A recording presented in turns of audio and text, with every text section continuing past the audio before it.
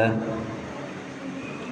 الحمد لله الملك المنان الذي حضرنا بأنواج البلاء والفتن ما ظهر منها وما بطن أشهد أن لا إله إلا الله وحده لا شريك له الملك الديان وأشهد أن سيدنا محمدا عبده ورسوله أمرنا بظهور الفتن والاعتصام والتمسك بالكتاب والسنن اللهم صل وسلم على سيدنا محمد الداعي إلى دار السلام وعلى آله وأصحابه ومن تبعهم بإحسان أما بعد فيا عباد الله أوصيكم وإياي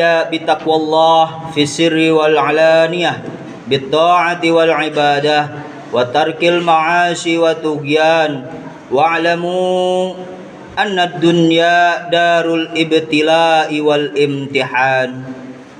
Hadirin sidang Jumat yang dirahmati Allah Subhanahu wa taala. Patutlah kiranya pada siang hari ini kita memanjatkan puji syukur kita kepada Allah Subhanahu wa taala atas limpahan rahmat dan hidayahnya sehingga kita bisa melaksanakan kewajiban ibadah sholat Jumat berjamaah.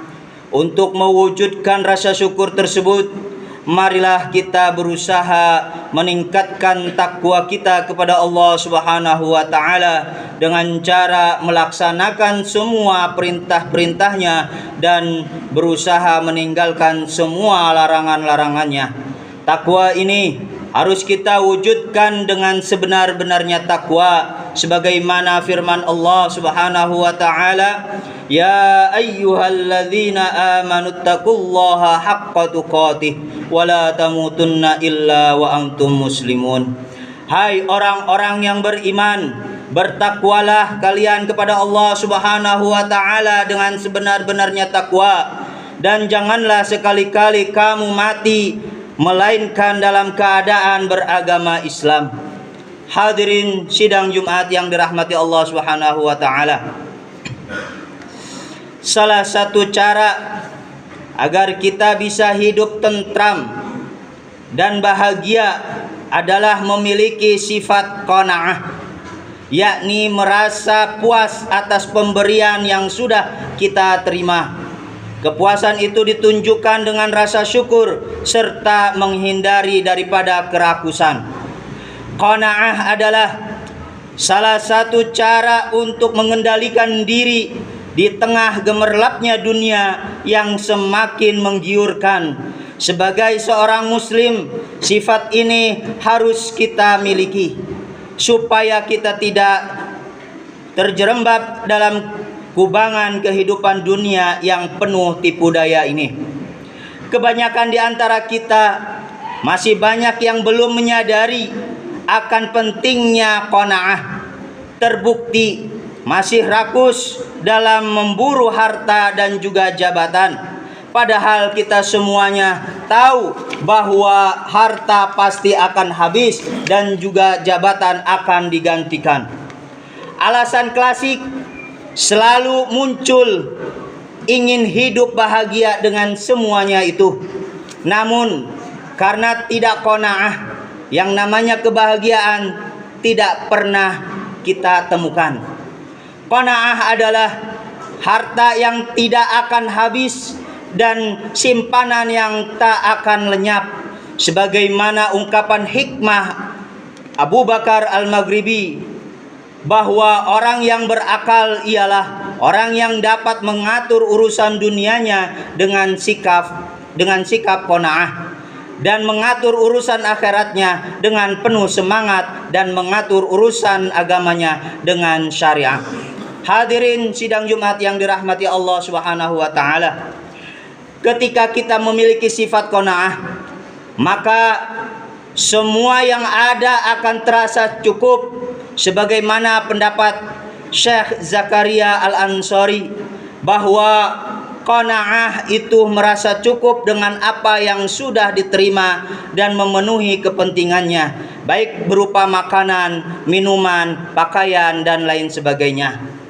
Dengan memiliki sifat qanaah, diri kita terhindar daripada sifat-sifat buruk seperti serakah, hasud, dan juga sombong. Kita menjadi hati-hati dari barang syubhat, apalagi yang barang yang haram. Bahkan kita menjadi hamba yang pandai bersyukur. Rasulullah Shallallahu Alaihi Wasallam pernah bersabda, "Kun wara'an takun a'badan nas, wa kun qana'an takun ashkaron nas." Jadilah kamu orang yang wara', pasti kamu menjadi orang yang rajin beribadah. Dan jadilah kamu orang yang qanaah, pastilah kamu menjadi orang yang banyak bersyukur. Hadis riwayat Bukhari. Namun demikian para hadirin rahimakumullah, janganlah salah mengartikan qanaah dengan berpangku tangan atau berserah diri tanpa usaha. Manusia tidak dilarang mencari rezeki, bahkan Allah Subhanahu wa taala memerintahkan manusia untuk berusaha. Karena usaha merupakan bagian daripada ibadah. Usahalah yang menjadi modal perjuangan agama. Tanpa ada hasil usaha, tidak akan ada yang namanya masjid, tidak akan ada yang namanya panti asuhan, tidak akan ada yang namanya madrasah-madrasah atau musola-musola. Hanya saja yang perlu disadari bahwa dunia usaha bagaikan hutan belantara. Apabila kita tidak berhati-hati, bisa-bisa kita diterkam oleh binatang buas atau bisa saja tersesat di dalamnya, sehingga kita tidak mendapatkan hasil yang maksimal. Ataupun mendapatkan tetapi bukan hasil yang halal. Oleh karena itu para hadirin rahimakumullah, kita mesti memperisai dengan qanaah. Dengan begitu kita tidak tersesat dan meraih hasil maksimal. Bahkan usaha kita akan bernilai ibadah. Hadirin jamaah Jumat yang dirahmati Allah Subhanahu wa taala. Jelaslah bahwa qanaah semata berpangku tangan.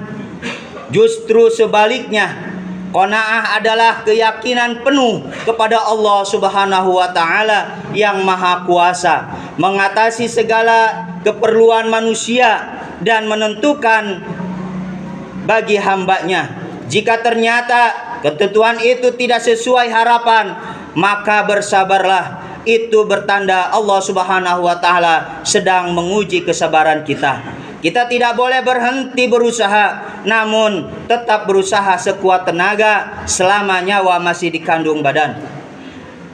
Dengan memiliki sifat qanaah, kita tidak pernah takut dan gentar apapun kondisinya.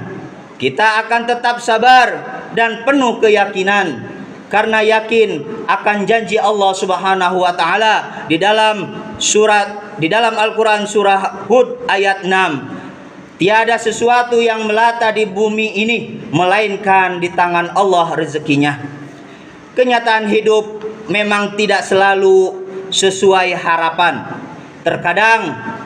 Terkadang lurus atau kadang juga berbelok. Justru ketika berbelok, itulah tanda-tanda keberuntungan kita. Rasulullah Shallallahu Alaihi Wasallam bersabda, sungguh beruntung orang-orang Islam dan rezekinya pas-pasan, dan dia merasa cukup dengan apa yang diberikan Allah Subhanahu wa taala kepadanya.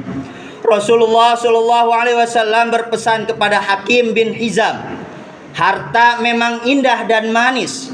Barang siapa mengambilnya dengan lapang dada, maka dia mendapatkan berkah. Sebaliknya, barang siapa menerima dengan kerakusan, maka harta itu tidak akan memberikan berkah kepadanya, layaknya orang makan yang tak pernah ada kenyang-kenyangnya.